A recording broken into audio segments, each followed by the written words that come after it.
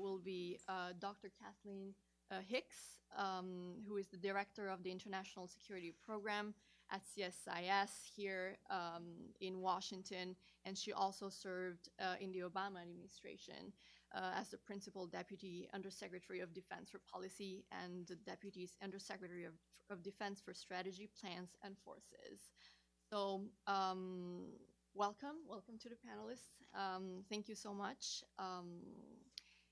And so without further ado, I would like to open our conversation on the policy implications of the Japanese document, the new NDPG.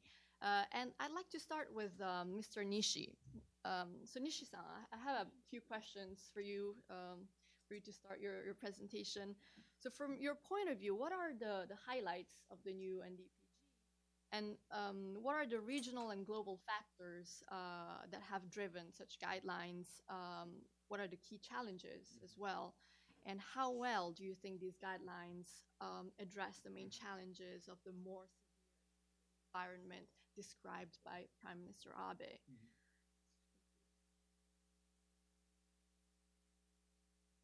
Thank you very much, Sayuri. All very good questions. And thank you very much, Sasakawa USA, inviting me to this occasion. Thank you very much for Carnegie. Great occasions. And also, thank you, General Isobe, who was very pragmatic and covered all necessary questions that I have to answer. Military officers are more pragmatic than civilian bureaucrats in the Ministry of Defense. I rather stay daydreamer type of things. So let me have an overview of the security environment where Japan is, where the United States is. Point is, post-war system has lost its efficiency. Post-war system designed mainly by the United States, but that is for the recovery from the war damage. Therefore, it's expected the expanding economy. But now, as you see, last 70 years, we have done a very good, stable international society, and no G7 countries were devastated by heavy bombing. Therefore, the capacity of a supply side providing capabilities is getting more superior to the demand side. That means deflation is inevitable in the near future. Or already the deflation showed its sign of appearance in Japan, in Europe. Fortunately, the United States is rather outside of this deflationary impact of the economy because of its expanding economy, expanding population. But the sun is getting near because your wage rate stayed constant in last almost 30 years due to the appearance of cheaper labors all over the world. Therefore, the difficult thing is we have two remarkable issues in the past 30 years. That is one, this oversupply of currencies, two, oversupply of materials. And therefore, now what we see is almost every 10 years, we see bubble economy and its burst, started from late 1980s. And somebody may say the new one might come in the near future, almost about 10 years after the Lehman crisis. Well, I'm not the economist, so I don't want to focus on that issue. But that is something, we have to handle together. And that is something very difficult for us to live with the current system, which did not have the idea to cope with the deflation and, say, stagnant economy. And more important thing is, China is emerging with its expanding economy. September last year, I had a chance to exchange views with the Chinese side, and so I was a bit fed up with their orthodoxity type of approaches for international relations. So I raised all these questions and asked them how on earth you are going to find the space to fit with this expanding China's power, China's economy, to this diminishing economic situation and difficult military situation. And there was the faintest answer from the Chinese side I'm still waiting for. So the difficult thing is how to live with emerging powers, including the DPRK, which has military, which has the nuclear and missile emerging capabilities. But the point is, and we shouldn't forget that China DPRK relations is not smooth, which is not well shared by Japan, by the United States, but DPRK side is always called to the Chinese side, and Chinese side is not really happy to live together the DPRK. So the current situation, the DPRK US talks is very threatening element for China too. So there are very complicating situation around Japan, and that is what we have to pay attention. So let me discuss all things since 2010. The the reason because 2010 I was back to the MOD from the seconded position of the cabinet office, where I was in charge of the abundant chemical weapon issues. So I returned the MOD in 2010 with with the status of the Director Generals. And since then, I have designed so many things, producing F-35, new guidelines, and et cetera, et cetera. But always, bureaucrats have do say complex ideas, try to attain more buzz with one stone. For example, you remember F-35B is operational on Izumo class, but also that is easy to be carried by Osumi class transport ship. Remember, the basic design of Osumi was done more than 20 years ago, and still the designers and the MSDF paid attention to the size of the F-35B, and the size of the elevator is bigger than everybody expected. So our intention stays rather in the longer period time than the ordinary media people can assess. Therefore, the current plan, new guideline, is not really surprising to me except a couple of things. One, the current guideline is very, say, good position to encourage all other government offices and even the civil societies cooperate with the MOD's behavior and for these efforts. That was hardly be true in the previous version as General Isobe described. The thing is, the national security NSS side was responsible for the drafting of the paper. And one more important thing is, however, these operational capabilities, operational cooperations between the SDF and the Coast Guard, National Police, has started already more than a few years ago.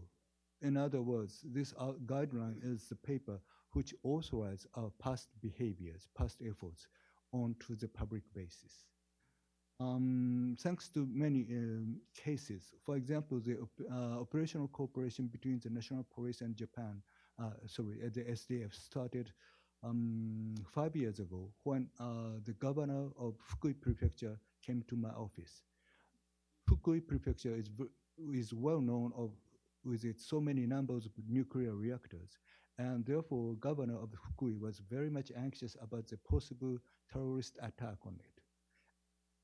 So he complained me that police force may not really be sufficient. So I asked my counterpart in the National Police Office, and the governor is anxious about your capability. And the police force side said, yes, I agree.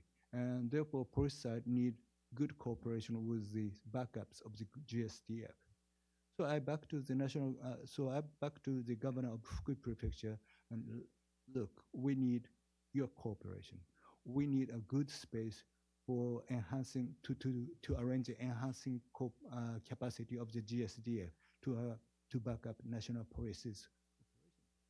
And he was very glad to hear that, and he allocated a huge area for the helicopter sports, and that is sufficient.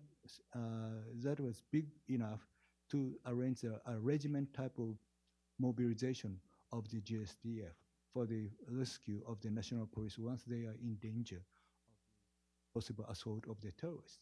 So all these tacit efforts has been carried out last 10 years.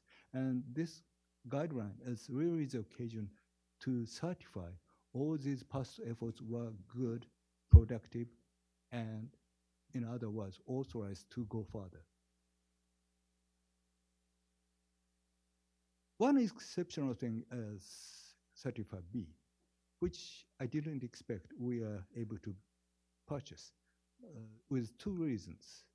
One, poor ratio of operational capability as we've seen for the Harrier, because fixed wing is much more flexible, much more capable, and operational ratio is much better than the vertical going up and coming down type of aircraft.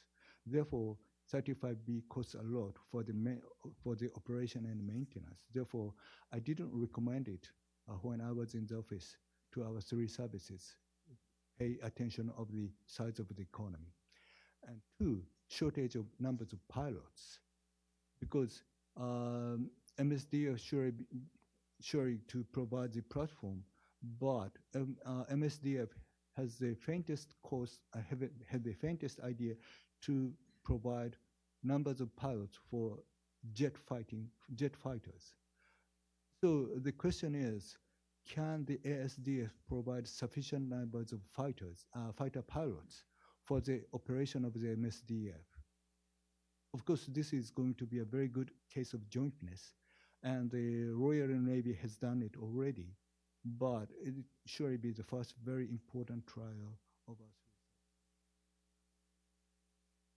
Modification of ISMO class DDH is necessary in order to provide more flexible operations for US Marines that is deployed in Iwakuni, and that is the place where 35B is going to be deployed as the first regiment of the aircraft. But operations of 35B by ourselves is different thing for us. So I'm still not confident, honestly enough.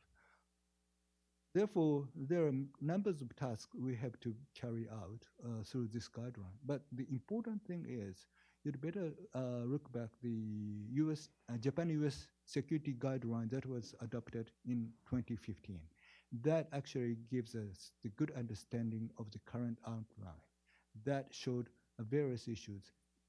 Although the 2015 guideline did not appoint the China as a threatening power, but it already provided the ideas of the defense of southern island chains, jointness, and new emerging threats in cyber and outer spaces.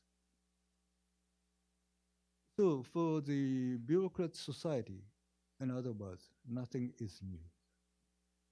We have to keep going on, and the incremental approach is rather comfortable bureaucratic approaches to the changing reality. Therefore, the difficult time is how to live together this expanding, going strong China. This is another difficult situation. But as I pointed out, the China's relation with the DPRK is not smooth enough. My experience of this is through my activities of the abundant chemical weapon issues. We have excavated numbers of Japanese chemical weapon projectiles very near to the Sino-DPRK border. Unlike the usual treatment, Chinese side requested us to bury it again with good camouflage. We're totally surprised, and why? Because the ordinary process is to set up the red flag, showed something dangerous is underneath. But their way is to hide everything away. And the Chinese answer was surprising because they told me that this is within the area of the infiltration of North Korean special force in the midnight. Therefore, we don't want this issue to be detected by the North Korean side. ACW is a very successful bilateral coordination between China and Japan, no matter what the political weather is. Therefore, we want to keep it, and we do not want to be disturbed by the North Koreans over common efforts. So that was the first time to see that how cheery the Sino-North Korean relations are. And my understanding was enhanced more and more in the last 8 years. Therefore, the current US DPRK talks is going to be very important.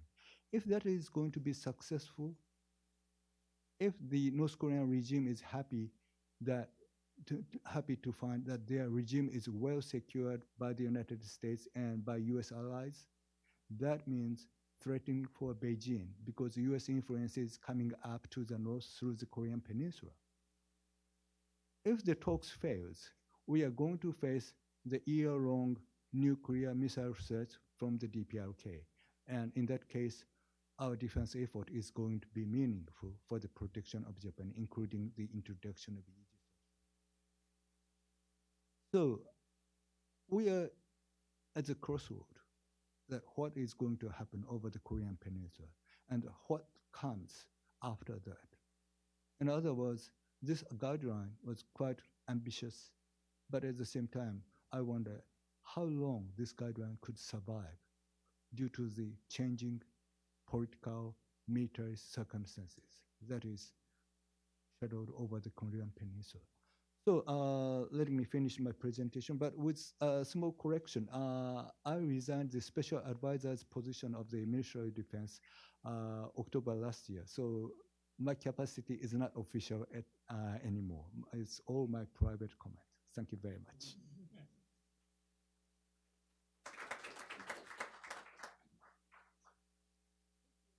So much, Nishi-san. This was excellent, and you gave a really good regional perspective as well.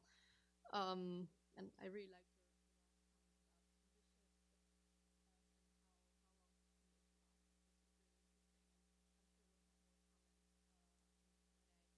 now, Caleb, I'm really interested to hear your impressions of the NDPG from an American perspective. So, what impact do you think the document will have on the U.S.-Japan alliance and the U.S.-Japan security cooperation? What are the key challenges that the alliance will have to face? So. Right. Well, thank you, Sir Yuri, and thank you to Carnegie and to the Asakawa Foundation for having me here and for hosting this event. As mentioned, I'm the Director of Strategy in the Office of the Secretary of Defense, and we're the organization that produces the Pentagon's National Defense Strategy, and so we see the NDPG primarily through that lens. I will preface my views today on the NDPG with some points on the National Defense Strategy, and I think what you'll see is a high degree of commonality between those two documents. But let me begin by just saying, as the first panel said and as others have said, that in the Department of Defense, we give the NDPG very high marks. We see this as a substantial development in Japan's defense policy and think it provides a path to ensure Japan's leadership in the region. As I mentioned, we see a number of parallels between the NDPG and our own strategy. I'll talk about each of these, but I'd bend them into two general buckets. The first is the way we characterize the regional security environment, and then how we characterize the necessary response to that security environment. So to briefly touch on the American defense strategy, the National Defense Strategy characterizes the central challenge facing the United States as the reemergence of long-term strategic competition with great powers, and it specifically names China and Russia in this regard. And it goes further to say that the principal problem facing the Department of Defense is the eroding military advantage we see in key regions vis-a-vis those actors. And if unaddressed, this would lead to increasingly aggressive behavior that would threaten the rules-based international order that we've enjoyed.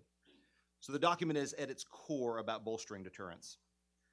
I'd also note for this audience that while that is the document's focus, it's also clear-eyed about other threats, to include the North Korea threat.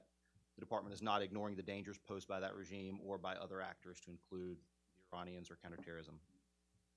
But the clear focus that that strategy provides has driven some significant changes within the Department of Defense, because deterring great powers is a fundamentally different challenge than counterterrorism or the regional conflicts we've prosecuted for the past 20 years. And we pursued that change within the department over the last year with three key lines of effort. And here again, I think you'll see a high degree of resonance with the NDPG. Those three lines of effort were a more lethal military, strengthening our constellation of allies and partners while encouraging more equitable burden sharing, and also reforming the department's practices so that we deliver capability with more agility and with more affordability. So again, we see significant commonality with the NDPG really across all three lines of effort. and I'll just touch briefly on that. First, when it comes to the security environment, we see a characterization between these two documents that's very similar. Both envision a document or a security environment that's rapidly changing, and the characterization is very similar. Both talk about concerns with the balance of power in the region, and ultimately that what that leads to is challenges to the rules-based international order. The NDPG emphasizes deterring threats at its core, and if necessary, being prepared to respond. And for reasons I mentioned, we see a lot of resonance with the National Defense Strategy in this regard. We learned about this in the first panel, but both documents also recognizing a changing character of warfare that demands attention to new domains. The NDPG in this regard specifically mentions space, cyber, and the electromagnetic spectrum. And we know that these new domains will also have impacts on the way we operate in the traditional domains that we know well, air, land, and sea. And so that's going to force us, and we're wrestling with this in the Department of Defense, to think about new operating concepts, and that's going to be a commonality amongst us as well. But we welcome the NDPG's prioritization of both cross-domain operations, because we see this similarly, as well as advanced capabilities in cyberspace, air and missile defense, and standoff munitions. As I mentioned, and we talked about this also in panel one a lot, those new domains will also have impacts on the traditional domains. And so we note, for example, the acquisition of short vertical takeoff and landing F-35s, which we see as providing additional operational flexibility, both as mentioned for the ability to operate from additional locations, as well as converting your ships in order to have civil capability, which we think will help with both dispersal and survivability in an uncertain. So those are some of the capability similarities we see. Beyond capabilities, both strategies see a changing landscape for innovation.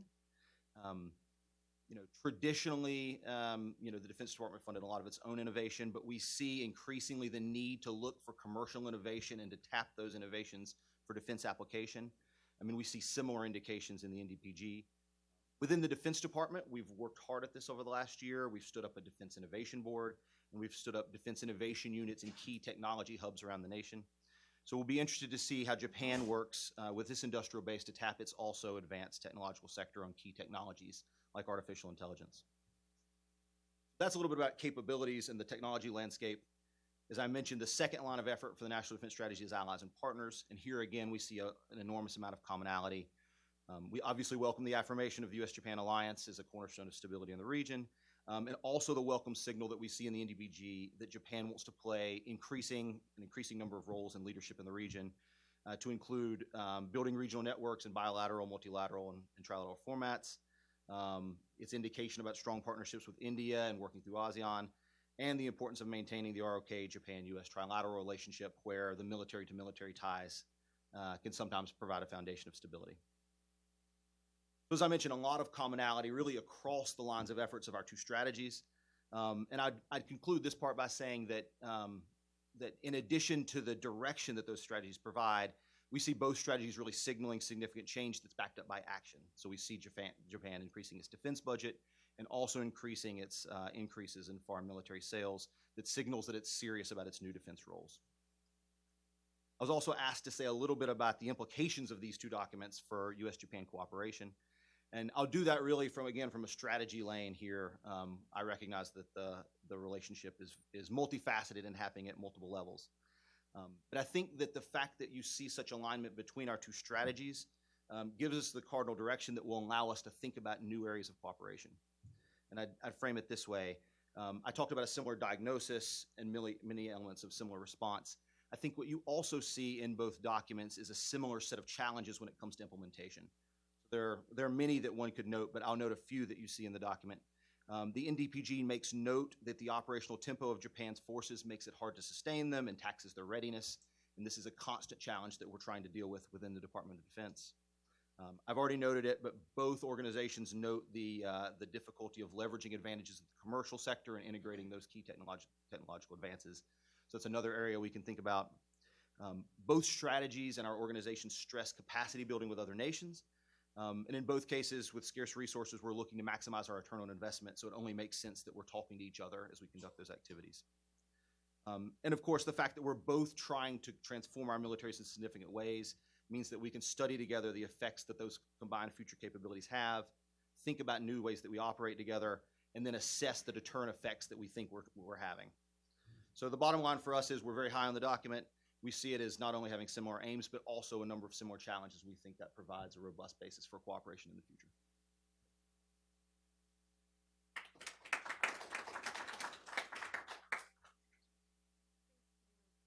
Thank you for the emphasis on the commonalities.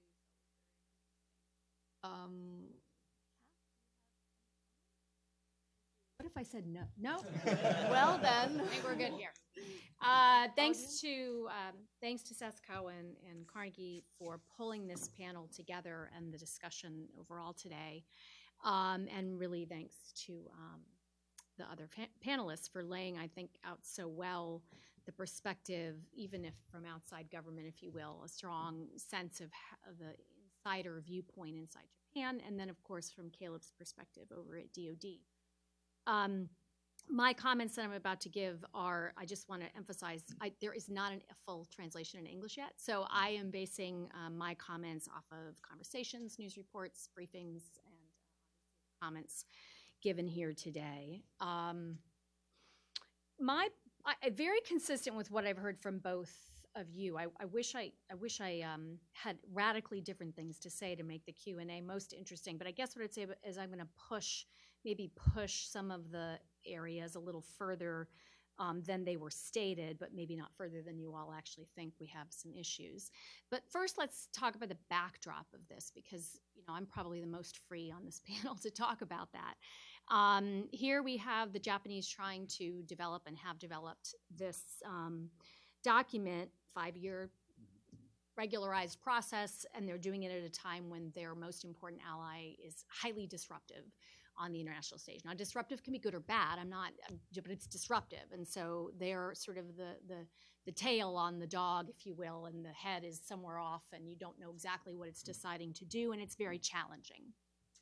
So kudos to those who tried to, inside Japan, who tried to get ahead, if you will, understand where the U.S. might be going, try to keep closely aligned, and of course try to align, which I think you did very well, as best I can tell, with the national defense strategy out of the United States. And it seems like the cues were taken largely from there. But you have, of course, this backdrop of trade in particular being a highly problematic issue area in terms of the president's personal views on Japan from the 1980s, but a strong relationship, seemingly strong relationship between Abe and Trump, or an ability to work together, and at least some rhetoric around working in a bilateral way on trade. But economics is clearly a major backdrop of what has to happen now on the defense relationship. At the same time, you had, I think, a real perturbation, that's probably overly polite, over DPRK policy and the degree to which the U.S. moved out pretty unilaterally on that. And I would just say what you see today on China policy is actually mutually unilateral, where you have the Japanese moving forward in a relationship approach with China. You have the U.S. moving forward. Hopefully they're sort of aligned, but don't appear to be combined. So again, that creates a backdrop of some uncertainty as to how to keep ourselves aligned on the security side. And then you see on the security side, you see a clear increased willingness of the United States to step up operationally in Asia. You saw that from kind of the last year at best of the Obama administration, and then more clearly administration in terms of freedom of navigation operations and the like.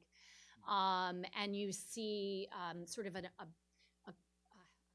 from the Japanese side in conversations, it's clear there's sort of a relief, if you will, that there's a view that China is a real threat, that the U.S. has sort of coalesced itself as a community around the idea that this security challenge is significant. So that sort of gives you, I think, a basic background of where we are.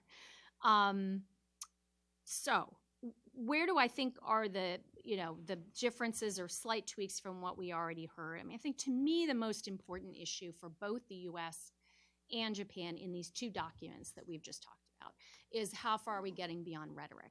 So good news, the rhetoric seems to be aligned, and the rhetoric seems to have forward momentum behind it in terms of we have this significant challenge set, particularly surrounding China and A2AD. Obviously, North Korea is also on the page. Presumably there's something like gray zone or something of that sort inside NDPG document, but some kind of sense of competition that's happening below the level of warfare. Japan's certainly been dealing with that for a long time. The question is how do we kind of connect that sense of consensus on rhetoric to actual movement? And here is where I fear that the Japanese may be taking cues from the US and also have some sort of natural tendency toward the incrementalism, which you referenced. That concerns me. And the heavy emphasis on carrier-like capabilities and missile defense, while I completely believe those are necessary and important, if they are the overwhelming emphasis of where Japan is going intellectually, and not looking to leap ahead technologies, if those are really just rhetorical, space, cyber, unmanned. As I think in some cases for the US, they are much more rhetorical than they are real in terms of shift in emphasis. I think that's concerning. And I just want to make clear, I don't mean that just about investment, because, for example, F-35 and missile defense cost a lot of money, and it's understandable if that takes a lot of investment. But I am worried that this focus on those, which may in part at least be driven by the view that the President of the United States has a transactional interest in the purchase of U.S. kit, may be overwhelming, again, this idea that we need a more leap-ahead approach with the Chinese. So some of the things I would want to be looking for in the document or in statements from Japan would be how Japan is linking things like investment in, again, cyberspace, information technologies, to Abe's very forward-leaning AI, societal STEM approaches, which also are having, I think, some challenge getting from rhetoric to reality, but at least that's a major national emphasis that's moving. So to the degree that the NDPG and then the investment portfolio can flow clearly with that broader whole of government approach, I think that will be important. The gray zone piece, the interagency piece, the degree to which we are integrating in Japan, that's a concern, again, that we have in the United States about the difference between the rhetoric in, say, the national security strategy, which speaks to that, and then the lack of seeming momentum across the U.S. government to be integrated and active in getting in front of those threats. Same concern, I think, for Japan. And then I think the last thing I would say is I'll be looking very much for the R&D and co-development opportunities for the U.S. and Japan working together. Those are areas that have traditionally been ones we've worked on. Obviously, the U.S. has had a major initiative, for example, with places like India. We can do better with a great ally like Japan than we have been. And I would just emphasize, I think for Japan, for the demographic reasons that have been mentioned and are well known by everyone, the unmanned piece really, I think, there's an imperative for the Japanese military to be much more invested in how much can they automate. Doesn't have to be at the pointy end of the spear. It doesn't have to be in terms of systems that shoot, if you will, but there is so much more than that can be automated and advanced with robotics, and that's a great opportunity for commercial sectors and defense to defense to be working together. So I'll stop there.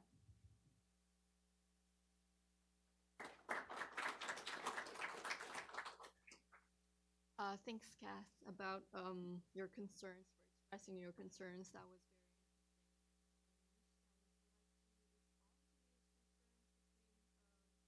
very rhetoric versus reality.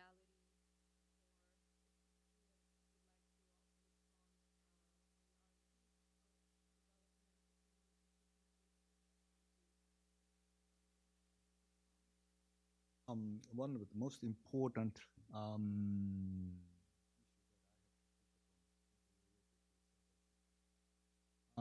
it's widely misunderstood in Japan, unfortunately. The reality of the cyberspace and Article 9 of the Constitution. Attribution is a necessary process to clarify where the threat comes from in the cyberspace.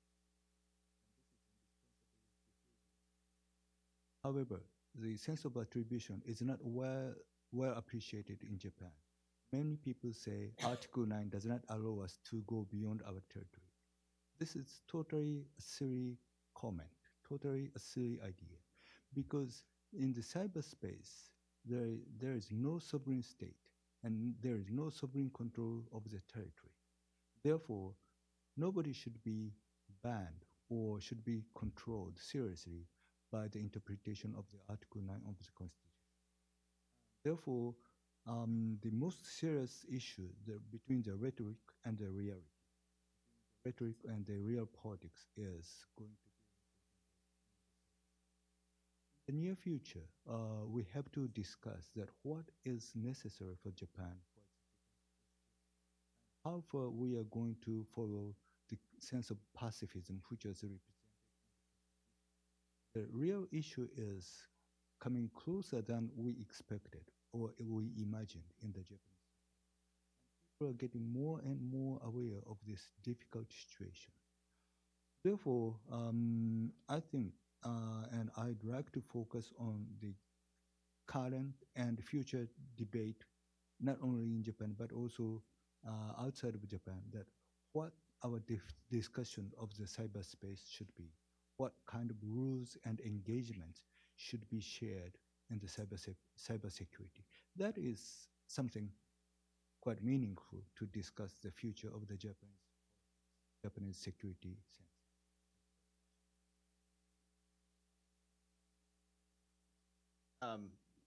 So to comment briefly, and I worked for Dr. Hicks for a number of years, so I'm not about to disagree with her.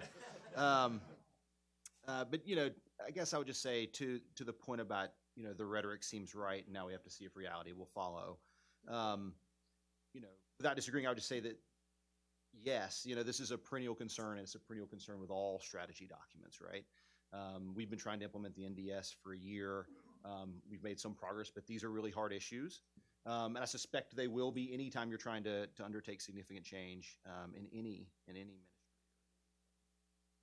But and I don't know if this was clear in what I was saying, but what I was trying to say at the end of this is those are hard challenges, but because we see things the same way, that also forms the basis for where we hopefully can cooperate. So, perennial concern, and obviously the jury's out on how well we're implement, but hopefully we can do it together since we see things the same way.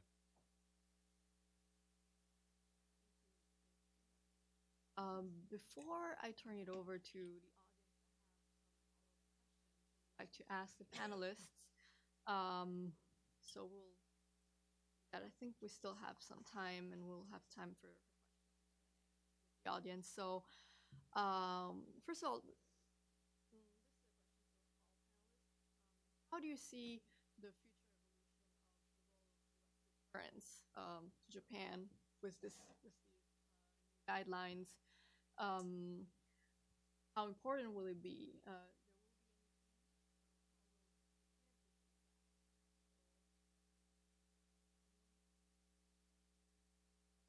Sure. So, I guess I'll probably speak to this not at a strategic level, if you will. I think the issue of deterrence is enormously important in both documents, right? As I mentioned, bolstering conventional deterrence credibility is really at the core of the National Defense Strategy, and I think also at the NDPG. And there's an implicit, at least in our strategy, like theory of deterrence that puts a premium on combat credible forward presence, which is a thing you see talked about in our document, and as a result, own forces that are lethal, agile, ready, and resilient, right? And I would say coincident with that is not only the need to build forces that do that from an American perspective, but also the need to be able to operate those forces with our allies, right? So, because the emphasis of our document is on generating that sort of deterrence capability, I think it'll be an enormous area of cooperation that we'll see in the future. And if we do this right and we do it together, there's a real premium put on making sure the messaging is correct, right? Former Secretary Mattis, when he rolled out the National Defense Strategy, said, look, to Dr. Hicks' point about a multifaceted competition, the role of the Department of Defense in that competition is to ensure our diplomats negotiate from the position of strength. What does that mean for us? That means that our job is to ensure there's no incentive for any other nation to think that they can achieve their aims.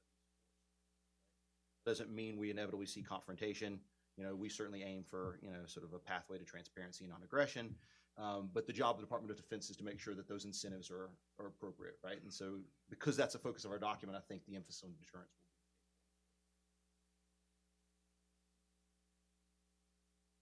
be. Quite meaningful to look back the history of the power struggle over Northeast Asia.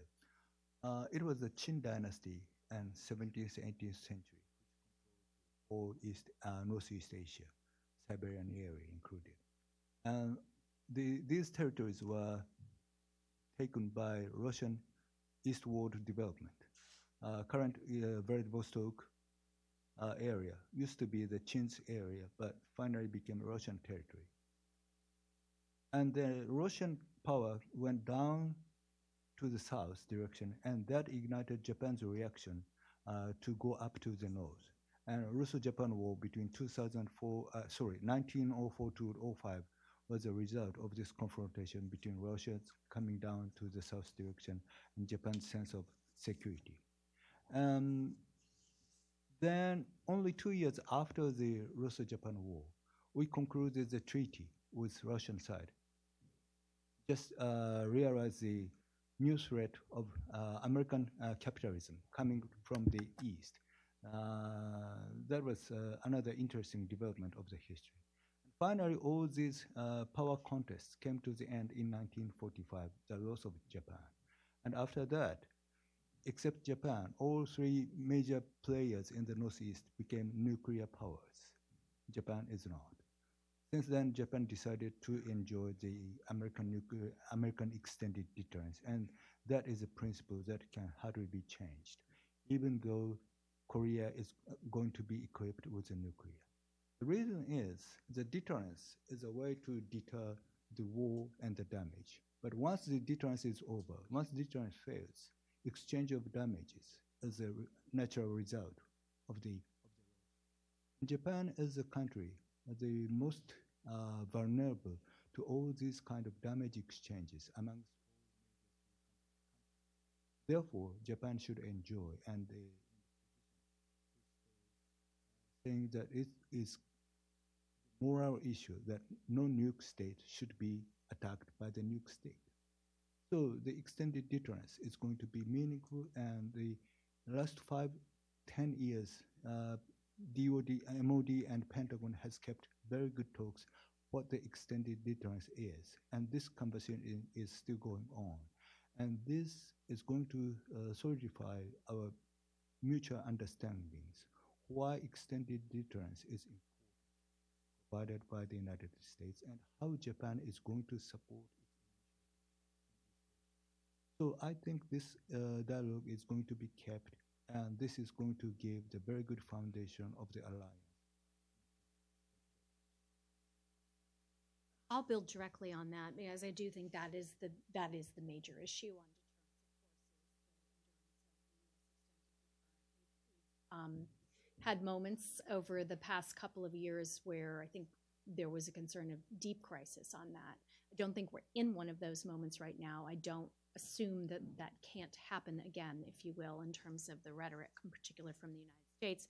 And of course, the manner in which the U.S. proceeds and resolves, to the extent that there's any resolution, negotiations with North Korea, I think are the next most obvious time in which there would be significant potentially from Japan over how the U.S. views its commitments in general in the region and how that includes extended deterrence and how it might affect what Japan believes it needs to invest in conventionally or otherwise that goes beyond where the NDPG is already taken. I think in the United States, my sense is that there's pretty broad support for the direction in which Abe is moving with this NDPG and in general in terms of having, if you will, an active defense posture. I don't think that extends, let alone in Japan, in the United States, to a view that a Japanese nuclear capability is wise for Japan, for the United States, or for the region. So I do think that is sort of the major deterrence question that right now is latent but could rear its head again. Thank you, Kath. Yeah, definitely a latent question. Yes, very interesting. Classic debate, too. Now, Caleb, you mentioned that the National Defense Strategy and the Japanese document and the NDPG share lots of commonalities, share a similar diagnosis. So can you elaborate more on that, and how closely do you think the two documents characterize threats, and how do they diverge in threats? Thanks. Sure. So, I mean, I covered this to some extent in my remarks, but I'll touch on it. So, I mean, overall, I think there's a high degree of alignment in how they characterize threats. There's obviously differences in sort of tone because there are different audiences. Our national defense strategy is primarily classified, and so primarily a down and in document, and that lends to it a different tone than you have in a public facing document. But overall, both in terms of the diagnosis of the security environment, the characterizations of the major threats, I think there's a high degree of alignment. To the extent there are differences, I think those differences are simply reflections of the different situations we find ourselves in, right? So we talk about in the national defense strategy, great power competition, principally with Russia and China in Europe and Asia, and that's a reflection of the United States' global commitments. You see in the NDPG, again, both of those actors reflected, but also North Korea probably taking more prominence than Russia, though again, Russia's noted, and that simply seems to me to be a reflection of Japan characterizing its own security environment. So, differences of degree, but a high degree of commonality overall is the way I would describe it. Right. Just a follow-up question on that. The two documents also talk about competition, and Cass also touched upon that as well. How should we understand that? Can you elaborate more on that, please? So this is probably the question we get most in our day jobs. We thought when we were doing the national defense strategy that we were very clear, but it turns out that lots of people have different ideas about what competition really means. I think if you're trying to do this definitionally, the place that we would at least start on the U.S. side is with the national security strategy. And if you look at the national security strategy, it tells us that it really defines competition as having three key dimensions. There's diplomatic, a military, and economic competition, and then it describes those three areas as being accelerated by technology and information, right? So, I think what you can infer from that is it's a multifaceted, as Kath said, this is, it really points to the whole of government nature of these challenges. And what it means for us is that in the Defense Department is that, in many cases, we may not be the lead for things, right? I mentioned earlier the verbiage in the document that talks about helping our diplomats negotiate from a position of strength, right? If you're thinking in a whole of government sense, then diplomats may be in the lead in some instances, and our ability is to provide that backstop, right? We often joke in the Department of Defense that China can do whole of nation and Russia can do whole of regime, but we can't even do whole of DoD, right? But I think if you're trying to define it, those three are probably your bedrock, right? And obviously there are lots of gradations in each of those, right? There are elements of the military competition and sub-elements thereof. But I think that's the bedrock from which we start our sort of definitional process. So that helps.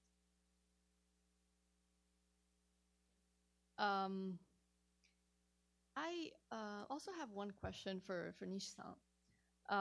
Your feedback of the NDPG, mostly positive, very positive actually. How about I have to ask this: domestic constraints and public opinion. So how would you explain or prepare the domestic public? How do you explain them the gap between Japan's traditionally defensive military doctrine and these steps forward towards a more assertive position? How do you explain that to the public? I think generally this document is well accepted by the Japanese public.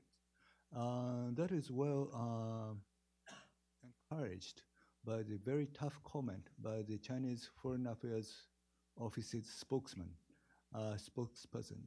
That guy condemned it badly, and that encouraged us. That they gave me a very good mark for the achievement, and that is the sense well shared by the Japanese public. So, but still there exist difficult issues, as I pointed out for discussing. We still have the shadow of the Article 9 of the Constitution. The amazing issue, as I pointed out, is peace and security law adopted 2015 was not mentioned at all in the guideline, because that law changes the interpretation of the Article 9 of the Constitution on the particular point of the the right of the corrective self-defense. Maybe the government position is it was bad. But then the new law just modified it, not 100%, but still to a certain level sufficient to cooperate with the United States military operation. It became feasible for the Japanese government the right of corrective self-defense. Therefore, it's a very gradual approach. Well, it's sure be the Japan's tradition, but how far we are going to and to which, that is something that we have to pay more attention. However, so far the things are fine, but the important thing is what we are going to from this,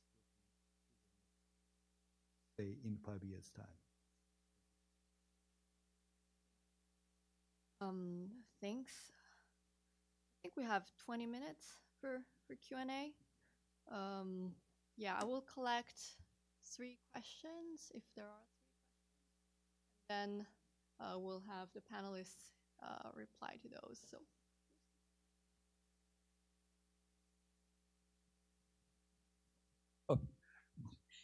I'll pass it to you. Stapleton Roy with the Wilson Center. Thank you for the very informative discussion that we've had here today. One could argue, this is the policy panel, that deterrence still operates between the United States and China and between the United States and Russia in terms of all-out war. But East Asia has 2 war-fighting issues that could emerge, one in Korea and one over Taiwan. And recently there have been some very significant developments on Taiwan. We've had the president of China making clear that this is a war-fighting issue for China if Taiwan moves toward independence. And at the same time, the president of Taiwan has said that unification is out of the question, and she's rejected that. But the US Congress has passed 2 non-binding acts over the last year that essentially are pushing the administration to move outside of a one China parameter by saying that our most senior policy and military officials should be permitted to visit Taiwan. 40 years of US practice has viewed such visits as inconsistent with the one China policy, and yet the president signed the bills without making a signing statement. So we've had this discussion about Japan's defense posture, but there's been no mention of Taiwan. And yet Taiwan could very well be one of the precipitating factors in which Japan could find itself being expected to take actions in support of a United States response that Japan might find awkward.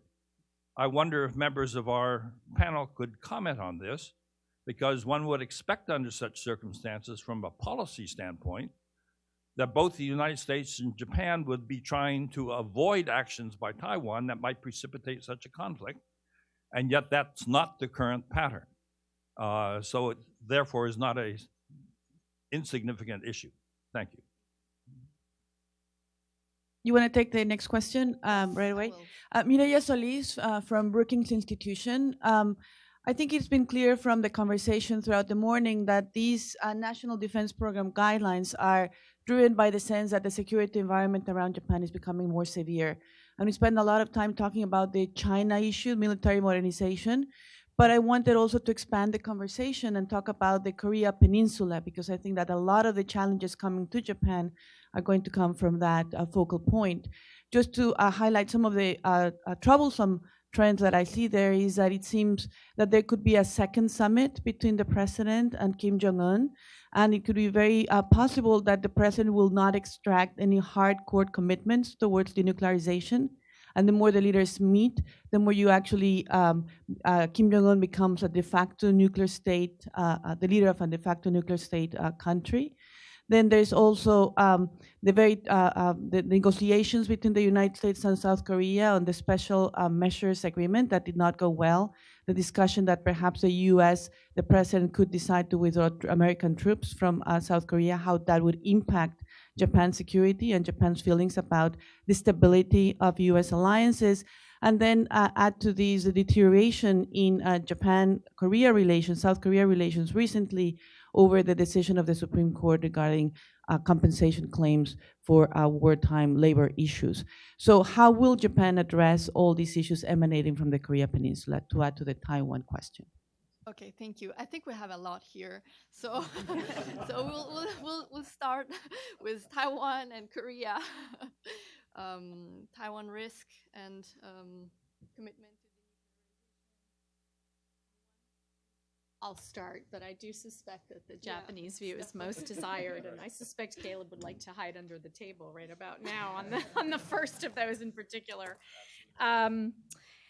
Yeah, you're right. You're absolutely right, of course, to raise Taiwan as a potential precipitant to a crisis in the region that then involves the United States and Japan, both at a policy level and then operationally having to come together. And I just, I think your question meant both. You kind of went toward the operational, but I do want to start at the policy level, because I think this gets into the issue of how Japan sees it, how it's going to grapple with the idea that it is, of course, at a minimum, a location for the basing of U.S. forces that can be used outside of Japan for other purposes, which is, again, one of those things that's been, it's existed, but it hasn't come to any kind of crisis point, but you could imagine it creates, could it create an intense domestic problem for Japan to manage?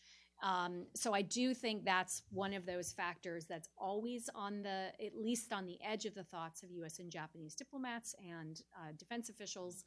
And, one that until it's tested in context, it's hard to know exactly how the policy end of that positions itself. So, for instance, if the Chinese were to undertake some kind of precipitous military action, that's a different context than if the Taiwanese, which I think was the way in which you kind of got into your road to war, if you will, was an entanglement from Taiwan to the U.S. that implicates Japan in some way. And of course, that's a possibility, but it leads to a different set of policy outcomes.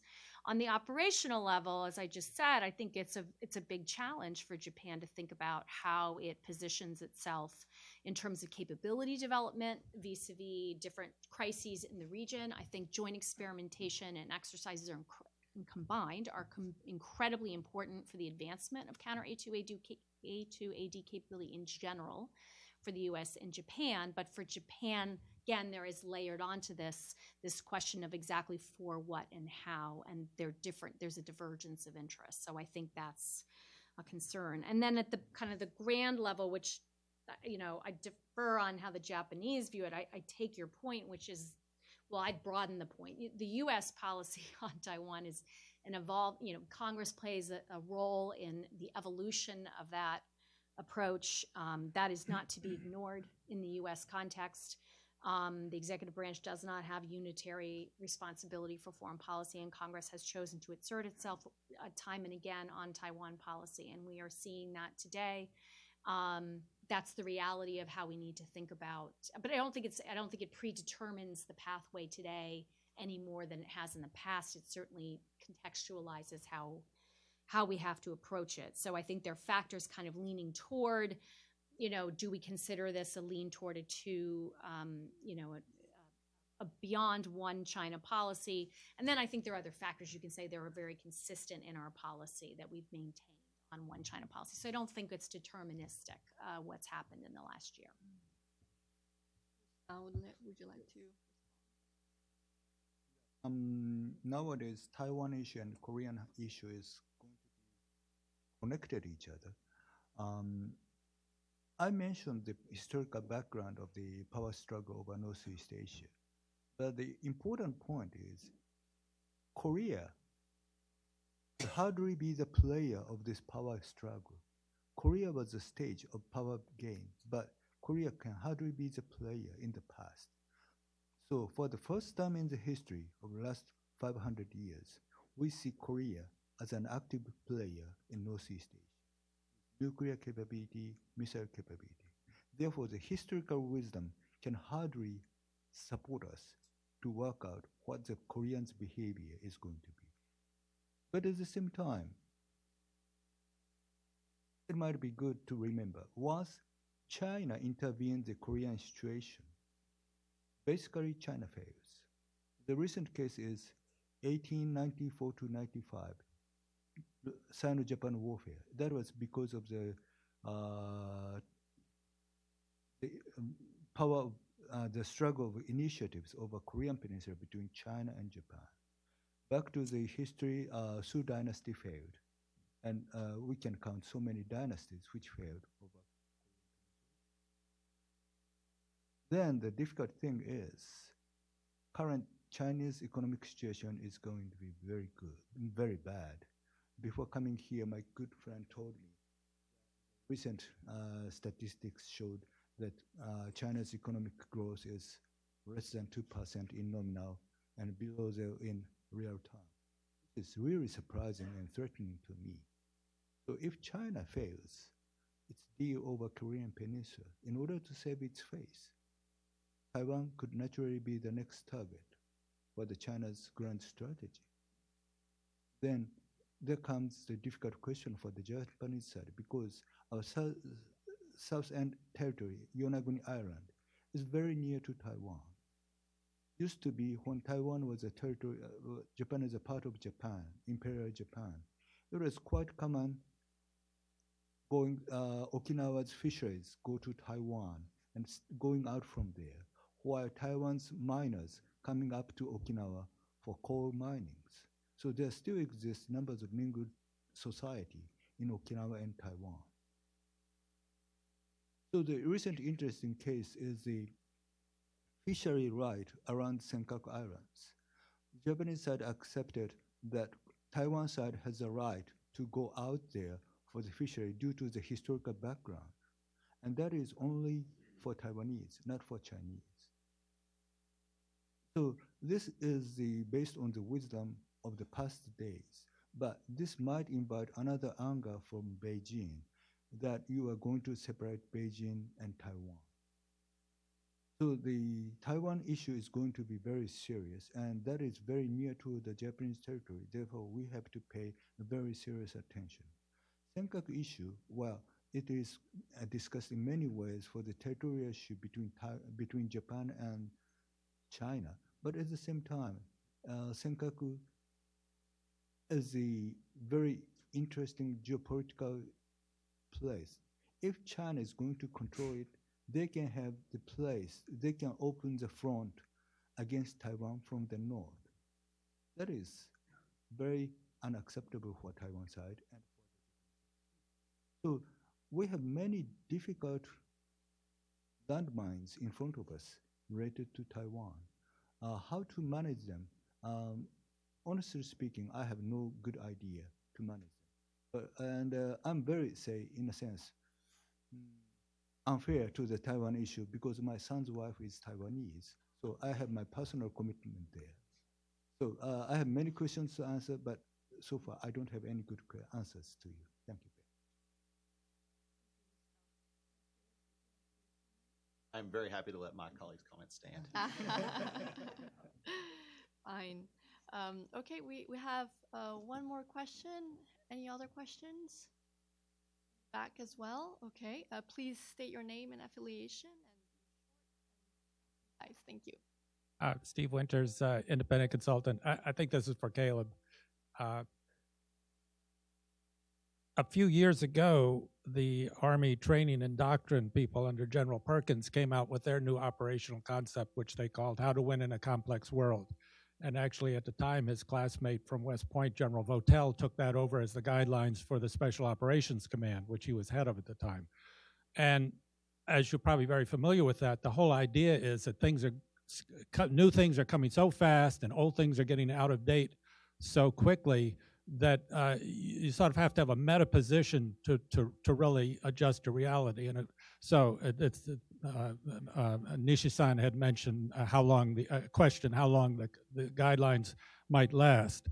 So it just seems to me this legacy thinking that we're all infected with as human beings is a real problem. Someone, and I'll finish up with this, someone said the situation today, totally unprecedented, never before in history, is that human society has moved on to the internet.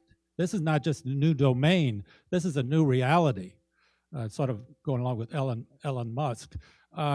And the battles over 5G and so forth and so on are battles over this new reality. So could you comment about the thinking in the Pentagon? Because I thought Perkins came out with, that was fantastic work that he did.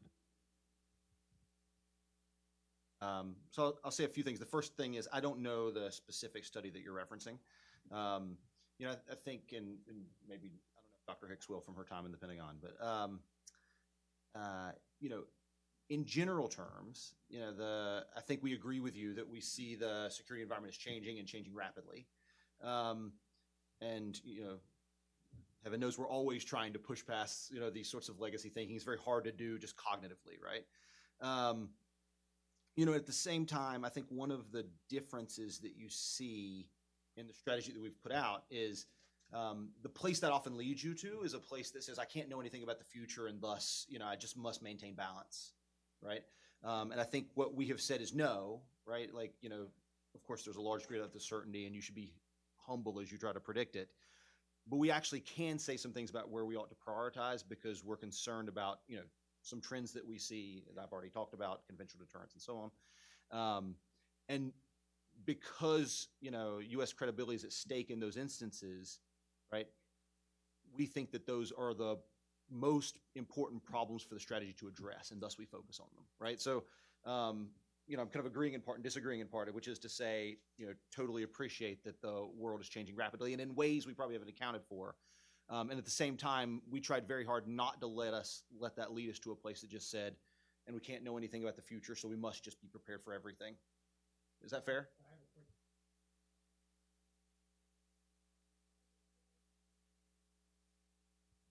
But just on that, I'd like to ask you specifically, recently at a talk here in DC, Bob Work said, said the Defense Department has identified, I don't know, it's 10 or 12 key technologies where the U.S. must maintain dominance. And his comment, and he said, I don't mean this critically, but his comment was, there's no way that we can be number one in all of these things. We need to focus on one or two at the most, and put the national effort behind that. So what's going on with the Pentagon and that thinking that we're going to do everything? No, I mean, I think well, yes and no. The short answer is, and I'm not, you know, I'm not your foremost expert on this, but the department does have a series of, you know, sort of key technology areas that it's pursuing, right? That we think make a lot of sense. So we are trying to sort of, and it's, you know, I think I'll resonate with Dr. Hicks's point here that, you know, that we want to make sure we're trying to do as much of that sort of emerging technology and leap-head work as we can. At the same time, I would also say to you that, you know, at a more conceptual level, I think you can certainly see a focus within our strategy and then the supporting activities that says we can't compete everywhere and we can't compete over everything, and we're going to have to be selective about that, right? And so then the question is, you know, what do you think is most important? And we tried to lay that out in the strategy. Obviously, this is an iterative dialogue, and more work will be done. So, on the one hand, yes, we have those technology areas. Yes, we're trying to pursue them. On the other hand, you know, the thematic thrust of the comment is fair, that we want to be judicious and make sure Do we have a question in the back? Thank you very much for great discussion. My name is Koji Sonoda with the Japan's Asahi newspaper, and my question is to Nishi-san, and my question is on Japan's national security strategy. And actually, some experts believe that the Japanese government should have revised its national security strategy at the same time revising with regard to the revising the NDPG. And so, because Japanese national security strategy was established in 2013, and it is a little bit old, especially on the perspective on the security challenges of China. And so my question is that why Japanese government did not revise the national security strategy at this time? And also, I mean, like, were there any political reason? And so, if you do not mind, could you share the internal discussion of Japanese government on the national security strategy, if you don't mind? Thank you. Mind, Nishi-san? No, I don't mind because fortunately I was totally outside of the whole discussion related to the paper. But I'm sure that the whole drafting process related to the current new guideline, together with the 5 years plan, everything was delayed in the last 5 years. We have many scandals, troubles inside of the MDP, MOD, and that delayed whole preparation process. As you see, the cabinet set up the consulting body for discussing the new guideline. But as you see, no paper was written, no paper was proposed from that conference body, which is a bit exceptional compared to the past cases. In other words, it showed how scarce we had time to prepare the current one. So from the bureaucratic perspective, I'm afraid there won't be any time to revise the security paper beyond the NDPG. And that is, well, bureaucratic analysis. But at the same time, what important is to catch up the current situation. And might be good to remember the first comment from the opposition parties. They said that the guideline should stay 10 years, and 5 years the Abe government revised. That is too quick and enhance its warmonger positions much worse than ever. And they encourage that the paper shouldn't be revised next 10 years, no matter what the situation is. So many people can say many things, but the reality is everything is changing so fast. And therefore, quick remedy is vitally important to catch up the current development of the situation. Therefore, the current initiative has outlined, together with the new 5 years plan, could be the maximum that the current government can cope with. So that's my analysis, but that is my personal analysis, and you may hear something very different from somebody involved to the whole process. I think time's up, and we can wrap things up. So any final comments from the panelists? No? Well, very ambitious document. Also some good opportunities for U.S.-Japan cooperation, but also some concerns. Thank you so much, and please join me in thanking the panelists. Thank you so much for coming all the way.